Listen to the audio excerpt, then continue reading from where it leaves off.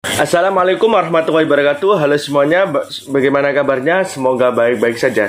Di sini saya perwakilan dari kelompok 2 akan sebagai pembuka sebelum video presentasi kami dimulai. Nah, untuk kelompok 2 ini beranggotakan saya sendiri, Muhammad Barul Ulum dengan NIM 27931. Yang kedua, Ayu Rifki Faradisa dengan NIM 27956. Yang ketiga, Eka Ayu Gadini dengan NIM 2719000. Yang terakhir, Putri Rahmawati 2719010. Nah, untuk judul terkait makalah kami yaitu jenis, karakteristik, dan keunggulan metode kualitatif. Nah, terkait pembahasan makalah saat ini melalui judul tadi, kita akan membagi terkait subbab-subbab dalam pembahasan sebagai berikut. Yang pertama, jenis, tujuan, dan contoh menurut Jacob. Yang kedua, jenis, tujuan, dan contoh menurut J.W. Creswell. Yang ketiga, kesamaan dalam metode kualitatif. Yang keempat, karakteristik metode kualitatif. Yang kelima, keunggulan metode kualitatif. Nah, untuk pembahasan selanjutnya kita akan membedah terkait luar lingkup kajian tadi sebagai berikut. Pembahasan yang pertama adalah jenis, tujuan, dan contoh metode kualitatif menurut Jacob. Seperti yang kita ketahui bahwa metode kualitatif ini sama halnya dengan metode kuantitatif. Nah, kedua metode ini digunakan secara sahih dalam penelitian. Pembahasan saat ini saya akan merujuk pada instrumen pemikiran Jacob tentang jenis metode kualitatif, di mana Jacob ini membagi 6 jenis metode kualitatif sebagai berikut. Yang pertama, etologi kemanusiaan. Etologi kemanusiaan ini merupakan metode kualitatif yang memiliki titik fokus pada kondisi manusia secara alamiah. Mengapa demikian? Karena adanya suatu keyakinan dasar bahwa manusia akan selalu mengalami perkembangan yang dinamis. Nah, faktor yang pertama itu perbedaan waktu, tempat yang selalu berubah menjadi sebuah tuntutan atas kondisi perkembangan manusia dari waktu ke waktu. Karakteristik dari metode etologi kemanusiaan ini memahami perilaku manusia secara mendalam. Jadi, metode ini tidak hanya fokus pada perubahan sifat manusia, akan tetapi juga memiliki fokus pada sifat manusia yang tidak mengalami perubahan karena lingkungan. Tujuan metode kualitatif etologi kemanusiaan adalah memahami manusia dalam konteks budaya. Bagaimana manusia menjadi si pelaku yang memiliki peran dalam kebudayaan, letak persamaan dan perbedaan budayanya.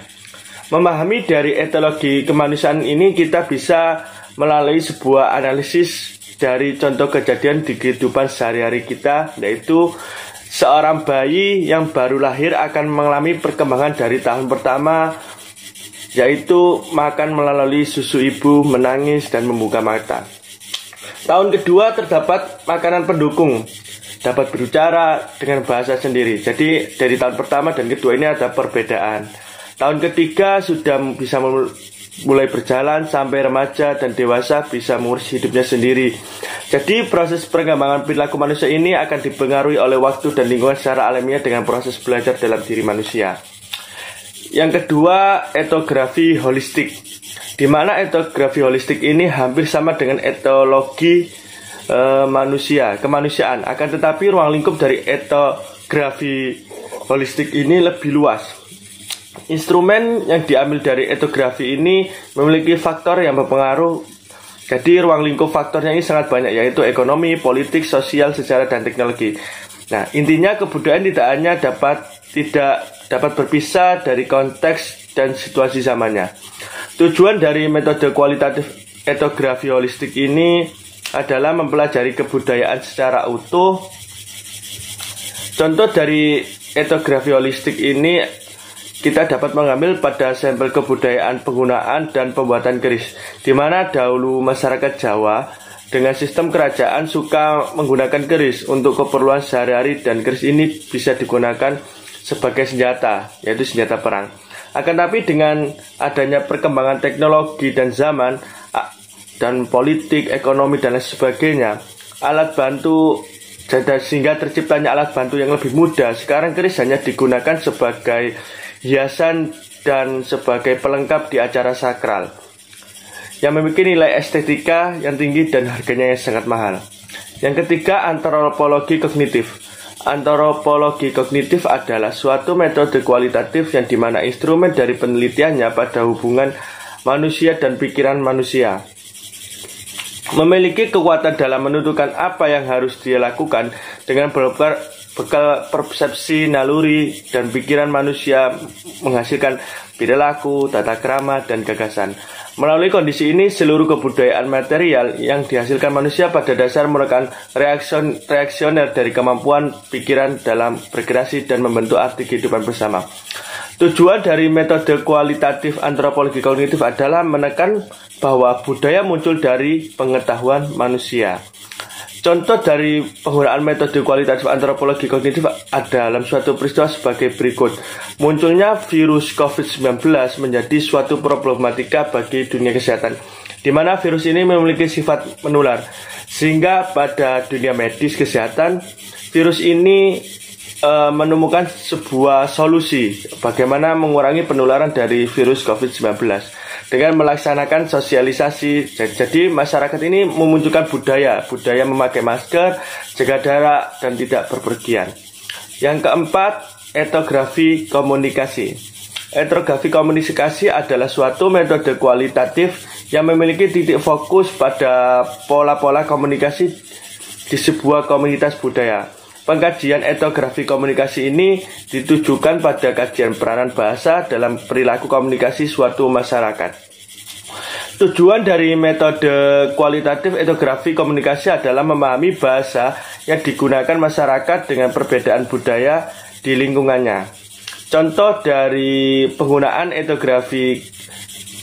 metode etnografi komunikasi dalam suatu peristiwa berikut. Dua orang suku Jawa dari Ponorogo dan Surabaya memiliki budaya berkomunikasi dengan bahasa yang sama, yaitu bahasa Jawa. Tetapi kelas dan tingkatan bahasa yang digunakan berbeda. Orang Ponorogo menggunakan bahasa Jawa keramat di kehidupan sehari-hari, sedangkan orang Surabaya menggunakan bahasa Jawa ngoko atau kita sebut arean di bahasa Surabaya di kehidupan sehari-harinya. Yang kelima, interaksi simbolik. Interaksi simbolik adalah suatu metode yang digunakan untuk mencari pemahaman makna dari simbol-simbol yang dipakai dalam interaksi sosial. Menggunakan bagaimana cara manusia menggunakan simbol-simbol yang mempresentasikan pada apa yang mereka sampaikan dalam komunikasi dengan orang yang lain. Tujuan dari metode kualitatif interaksi simbolik adalah menegaskan bahwa interaksi sosial sebenarnya interaksi simbolik. Contoh dari penggunaan metode kualitatif interaksi sosial dalam suatu peristiwa berikut. Seorang tunarungu dan tunawicara di dalam sebuah desa melakukan komunikasi dengan masyarakat sekitar dengan bahasa isyarat. Yang keenam, psikologi lingkungan. Psikologi lingkungan adalah metode yang digunakan mempelajari hubungan perilaku manusia dengan lingkungan fisiknya. Seperti yang kita ketahui, lingkungan memiliki peran penting dalam perubahan manusia, baik perilaku, sikap, dan berpikir. Begitu pula manusia memiliki peran penting dalam merubah kondisi lingkungan. Tujuan dari metode kualitatif psikologi lingkungan adalah memahami perilaku manusia yang sungguh-sungguh dipengaruhi oleh lingkungannya. Contoh dari penggunaan metode kualitatif psikologi lingkungan dalam suatu peristiwa berikut. Seorang manusia tinggal di hutan akan memiliki cara hidup primitif dan bergantung pada alam.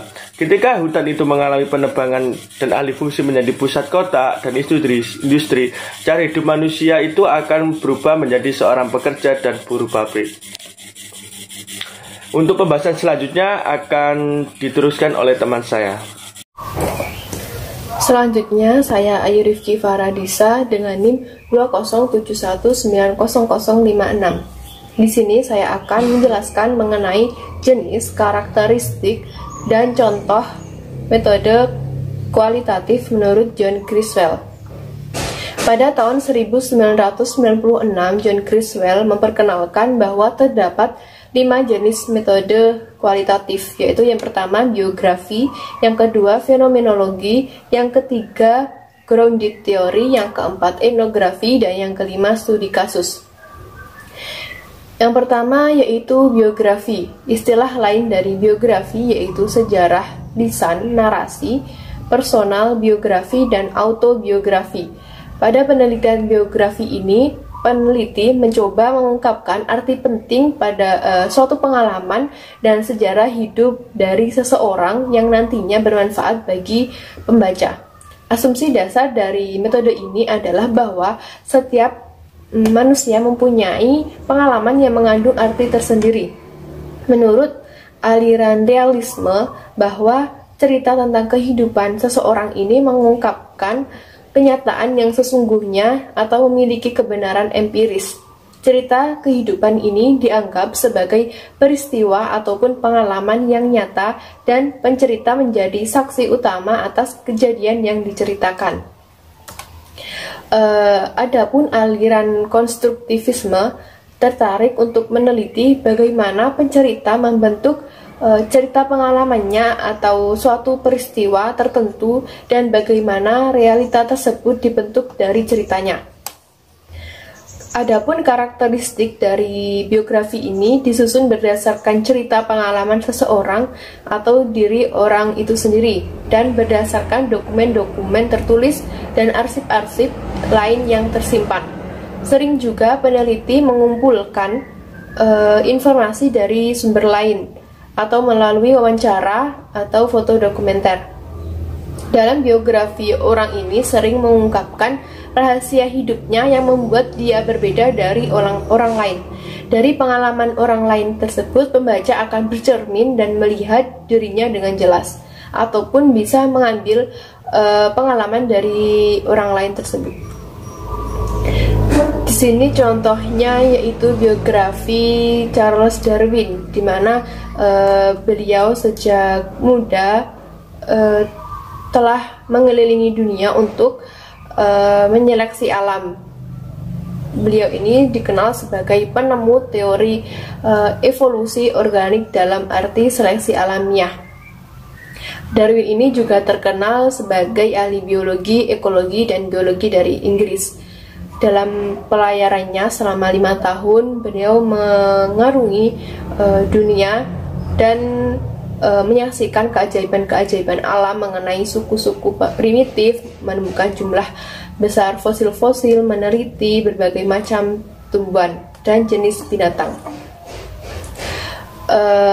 Dari sinilah peneliti bisa meneliti bahwa banyak sekali pelajaran yang dapat diambil mulai dari kegigihan Charles Darwin dan sampai menemukan teori evolusi. Selanjutnya yaitu fenomenologi, di mana fenomenologi ini mempunyai arti yaitu membiarkan gejala-gejala yang disadari tersebut menampakkan diri. Sesuatu akan tampak sebagaimana dia adanya. Nah, filsafat fenomenologi ini dikembangkan oleh Edmund Husserl dan kemudian dikembangkan oleh Giambattista Visco, Franz Brentano, dan William Dilthey. Nah, tujuan metode ini adalah menangkap arti dan pengalaman hidup manusia tentang suatu gejala. Metode fenomenologi ini hendak mengetahui lebih jauh struktur kesadaran dalam pengalaman manusia. Beberapa hal dasar yang perlu dipahami tentang metode ini yaitu terdapat 4. Yang pertama, melepaskan semua praduga, asumsi, ataupun meletakkan semua konsep dalam tanda kurung bila hendak mempelajari dan mengerti sesuatu. Yang kedua yaitu intuisi, yang mendorong peneliti untuk menangkap hakikat dari gejala tersebut.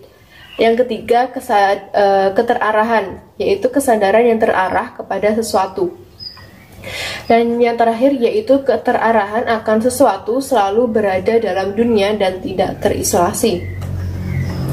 Nah, di sini saya mengambil contoh yaitu fenomena virus Omicron yang sedang marak ini.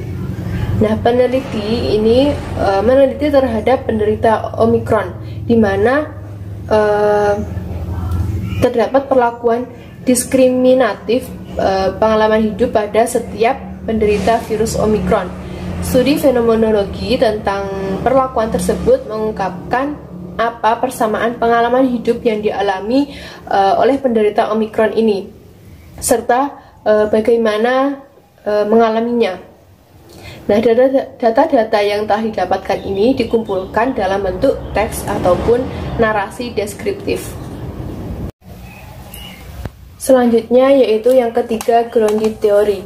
Grounded theory merupakan suatu jenis metode kualitatif yang bertujuan menemukan teori baru. Dasar dari metode ini adalah ilmu-ilmu sosial dan metodologi.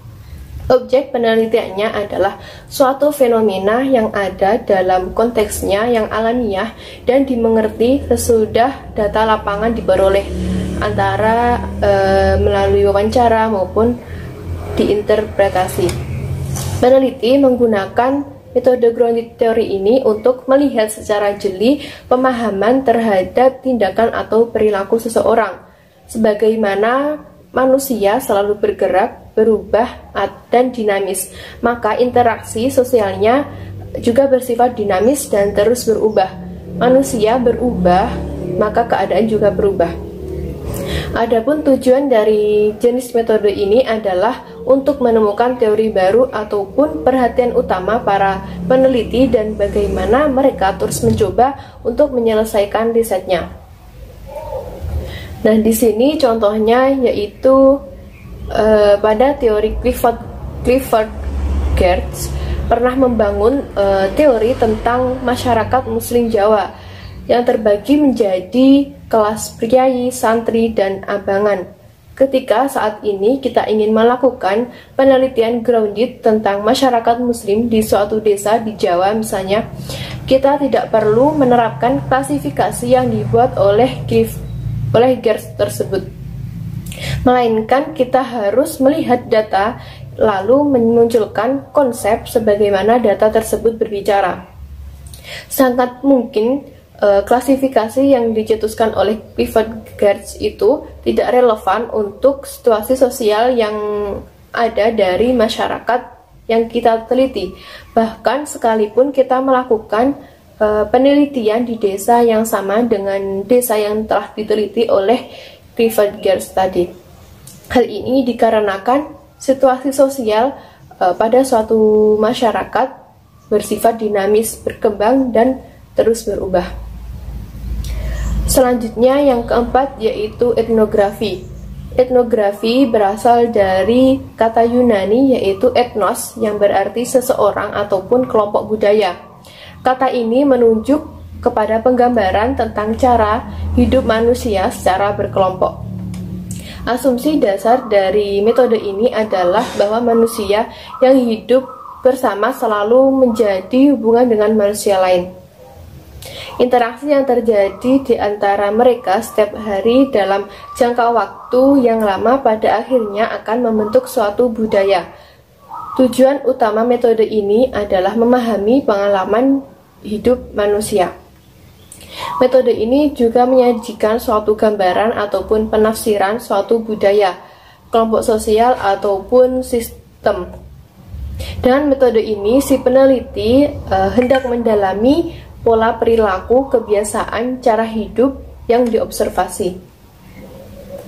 Nah, ini contohnya yaitu pada zaman sekarang ini di masyarakat suatu desa misalnya terdapat di suku Jawa misalnya terdapat beberapa masyarakat di pedesaan yang memanfaatkan tumbuhan-tumbuhan sebagai obat tradisional maupun sebagai kecantikan. Nah, di sini yaitu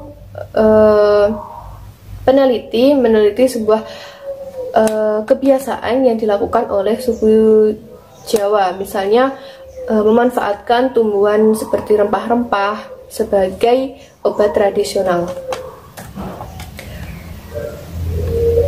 Nah, dari penelitian tersebut dikaji kemudian adanya observasi ataupun wawancara.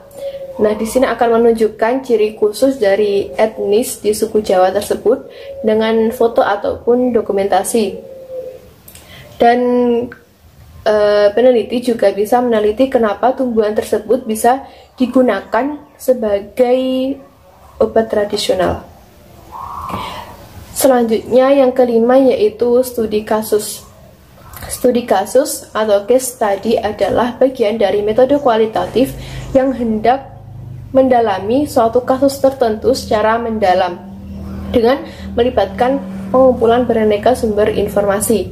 Criswell ini mendefinisikan studi kasus ini sebagai suatu eksplorasi dari sistem-sistem yang terikat atau kasus. Pemahaman kasus unik itu akan memberikan masukan yang berguna bagi kelompok dan organisasi lain untuk mengatasi masalah yang sedang dihadapi. Studi kasus ini dapat membantu peneliti untuk mengadakan studi mendalam tentang perorangan kelompok, program, organisasi, budaya, agama, daerah, ataupun bahkan negara. Metode ini baik digunakan untuk mencari jawaban atas semua masalah ataupun kasus, juga baik digunakan untuk menemukan ide-ide baru untuk menanggapi suatu kasus tertentu yang sedang terjadi. Selanjutnya yaitu untuk contohnya, di sini terdapat gambar yaitu mengenai pupuk organik dan anorganik. Nah, di sini pada zaman sekarang ini orang-orang berpikiran bahwa terdapat kasus yaitu tentang berbagai penyakit yang terjadi di sekitar kita. Nah, orang-orang berpikiran bahwa mungkin terjadinya penyakit ini dikarenakan seringnya kita menggunakan pupuk anorganik untuk menyuburkan tanaman. Nah, di sini orang-orang mempercayai bahwa pupuk anorganik ini mengandung berbagai zat kimia yang berbahaya bagi tubuh manusia, sehingga bisa masuk ke dalam tubuh manusia dan menimbulkan berbagai macam penyakit. Nah, peneliti ini bisa meneliti tentang apa saja kandungan yang terdapat pada pupuk anorganik itu. Apakah yang menyebabkan tubuh manusia ini bisa terserang penyakit. Mungkin cukup itu dari saya. Selanjutnya akan dilanjutkan oleh teman saya.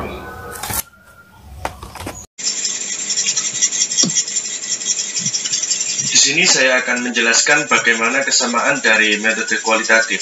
Nah, untuk kesamaan metode kualitatif ini saya akan merujuk pada pemikiran Karl Takas yang menerangkan bahwa kesamaan di antara metode-metode kualitatif sebagai berikut. Jadi ada sekitar 1, 2, 3, 4, 5, 6 yaitu pokok pemikiran dari Karl Takas ini tentang kesamaan metode kualitatif. Yang pertama itu pengalaman atau empiris, holistik, arti, langsung, dan subjektif, dan kredibilitas peneliti. Nah, untuk pengalaman manusia ini, manusia memiliki arti dan dapat dianalisis secara ilmiah. Metode kualitatif sebenarnya ingin memahami perilaku manusia. Jadi kita bisa benturkan dengan pemikiran empiris, yaitu manusia ini akan memiliki pengalaman dan terkait karakteristik atau sikap tingkah laku mereka akan dibentuk oleh lingkungan atau pengalaman yang mereka miliki. Yang kedua itu metode. Metode ini bertujuan untuk melihat suatu gejala fakta dan realita secara keseluruhan, bukan terpisah-pisah atau sendiri-sendiri. Suatu gejala selalu memiliki keterkaitan dengan hal-hal lain, baik dengan orang yang mengalami tempat gejala itu terjadi, budaya dan kebiasaan, situasi politik, ekonomi. Yang ketiga, arti. Metode-metode ini ingin memahami arti yang mendalam dan hakiki dari suatu gejala, fakta, peristiwa, dan realita. Setiap perbuatan atau tindakan seseorang selalu memiliki arti sendiri. Yang selanjutnya, langsung. Tugas mendapatkan informasi ini harus dilakukan oleh peneliti sendiri dan tidak dapat didelegasikan. Peneliti di sini harus terlibat langsung, baik secara resmi atau tidak resmi, karena fungsi peneliti ini sebagai alat pengumpul data. Jadi metode kualitatif untuk kesamaan ini peneliti harus terjun langsung sehingga data akan secara akurat. Selanjutnya, subjektif. Pengalaman manusia memiliki makna yang mendalam. Peneliti dapat mengungkapkan arti dan maknanya makna dan pengertian tersebut sulit dirumuskan dengan angka karena sifatnya yang subjektif. Jadi sesuai dengan pandangan dari peneliti itu sendiri. Jadi memiliki pandangan secara berbeda-beda. Arti dan makna yang diperoleh adalah arti yang dibuat oleh subjek dan ditangkap oleh subjek lain karena itu sifatnya subjektif. Selanjutnya, kredibilitas peneliti. Peranan penting dari peneliti harus memiliki keahlian, kompetensi, dan tegas sehingga memiliki kredibilitas.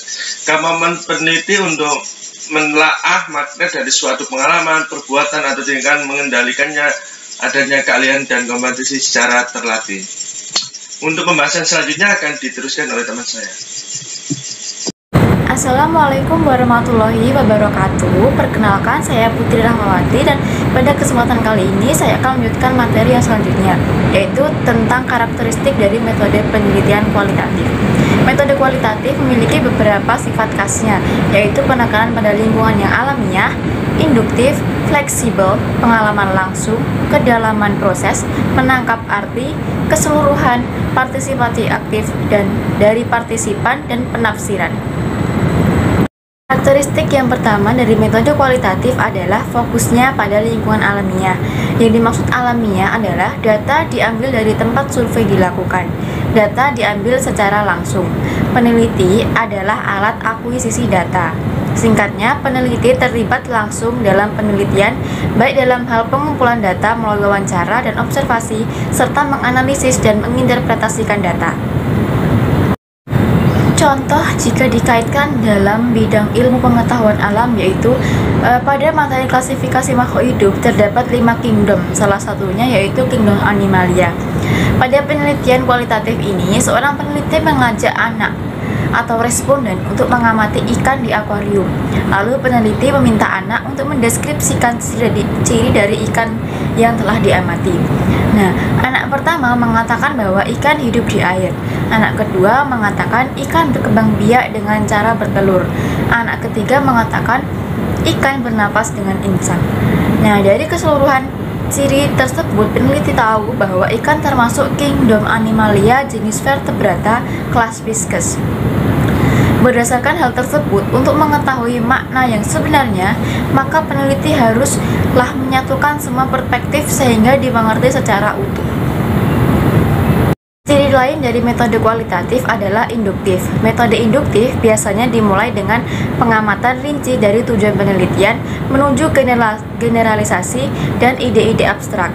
Metode induktif juga dikatakan dimulai dengan fakta dan kenyataan, bukan asumsi dan hipotesis.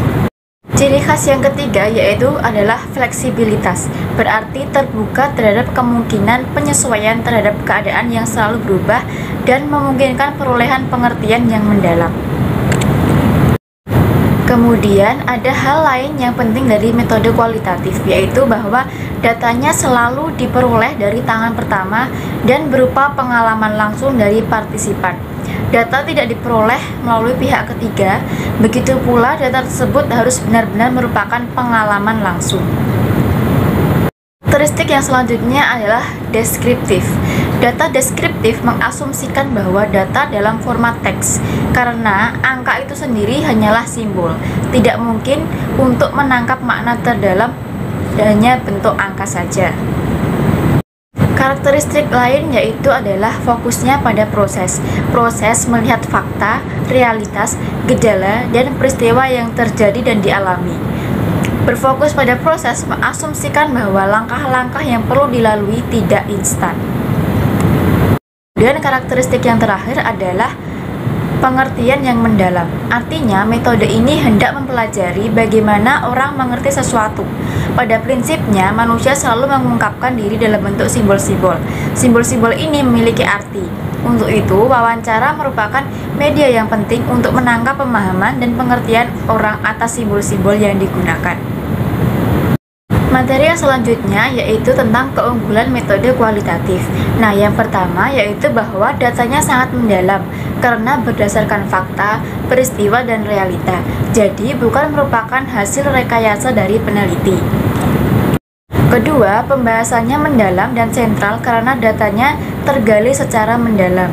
keterlibatan peneliti dalam penelitian yang sangat panjang dengan mempertimbangkan semua faktor yang melingkupinya seperti ideologi, politik, ekonomi, dan budaya menunjukkan kedalaman makna yang dihasilkan oleh metode ini. Keuntungan lainnya adalah pandangan dan informasi partisipan diekspos ke berbagai pandangan. Hasil penelitian tidak diterima oleh peneliti pada awal penelitian, tetapi dikumpulkan dari partisipan dan dianalisis oleh peneliti. Keunggulan lain lagi yaitu sifatnya yang realistis dari metode ini. Peneliti yang menggunakan metode ini percaya kepada dinamika dan proses manusia dan dalam lingkungan hidup berkembang dan berubah dari waktu ke waktu. Realita yang tidak disangsikan yaitu bahwa semuanya berubah. Yang terakhir yaitu keuntungan menggunakan metode ini adalah bila ingin mengetahui sesuatu secara mendalam, bila gejala kurang diketahui dan masih belum jelas, apabila gejala tidak dapat diukur, tambahan pula bila penelitian tidak dapat dibuat dengan eksperimen di laboratorium. Demikian yang dapat saya sampaikan. Apabila terdapat banyak kesalahan kata, saya mohon maaf.